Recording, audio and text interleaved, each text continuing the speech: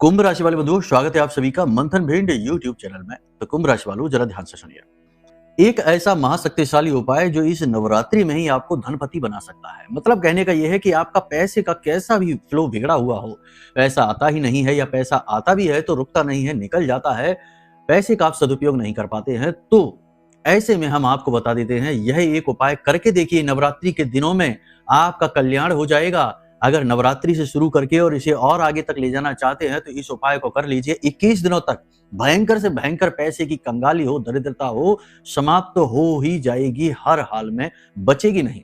ये उपाय शिव पुराण में लिखा हुआ है, इसे आप ध्यान से समझिए और करना शुरू करिए। हजारों लोग हैं जिनके जीवन में खुशियां आई हैं इस उपाय के माध्यम से, आपके में भी आएंगी। ठीक है, तो चलिए ध्यान से सुनिए क्या है वो उपाय जो श्री की अष्टलक्ष्मी की कृपा दिलाता है। लेकिन उससे पहले एक चीज ध्यान से सुनिए। अगर आपकी जन्म पत्री में कुंडली का दूसरा भाव, कुंडली का 10वां भाव, 7वां भाव या फिर 9वां भाव बुरी तरीके से दूषित है, पाप ग्रहों से ग्रसित है, या कोई पाप ग्रह योग है, या फिर राहु केतु शनि की महादशा चल रही है, अंतरदशा चल रही है, तो ये उपाय भी आपको ज्यादा फलित नहीं होंगे, क्योंकि ऐसे में आपकी कुंडली में दोष है। इन दोषों से मुक्ति जरूर प्राप्त करनी होगी, तभी उपाय फलित होगी, क्योंकि दोष का मतलब है आपके ऊपर ऋण है और ऋण चुकाए बिना आप कुछ हासिल नहीं कर सकते, नियम यही कहता है।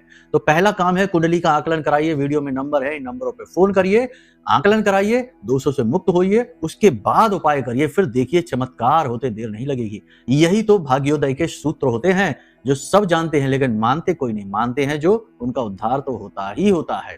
ठीक है, तो अब ये आपने समझ लिया। अब इसके बाद सुनिए उपाय क्या है। इसे तो कर ही लीजिए, 21 दिनों तक करना। तो क्या करना है, नवरात्रि के किसी भी दिन से आपको बाजार जाना है, एक अनार लेकर आना है और उस अनार का रस अपने हाथों से निकालना है और उसमें थोड़ा सा शहद मिला देना है।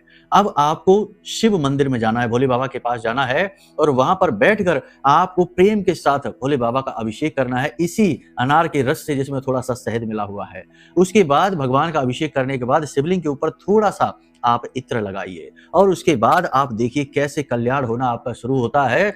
वहीं पर बैठकर गाय के घी का दीपक जलाइए और भगवान के पंचाक्षरी मंत्र की कम से कम 11 माला करिए प्रतिदिन, और एक ही समय निश्चित करिए। ये नहीं कि कभी सुबह जा रहे, कभी दोपहर जा रहे, कभी रात्रि में जा रहे, नहीं, जो एक समय है उसे ही नियत कर लीजिए और प्रतिदिन लगातार अखंड कर लो। जिस भी व्यक्ति ने 21 दिनों तक अखंड ये उपाय कर लिया, हम लिख कर दे सकते हैं कि उसके जीवन में पैसा ताबड़तोड़ आएगा, हर दिशा से आएगा। वो चाहेगा भी कि अब ना आए, लेकिन रुकेगा नहीं, आता ही चला जाएगा।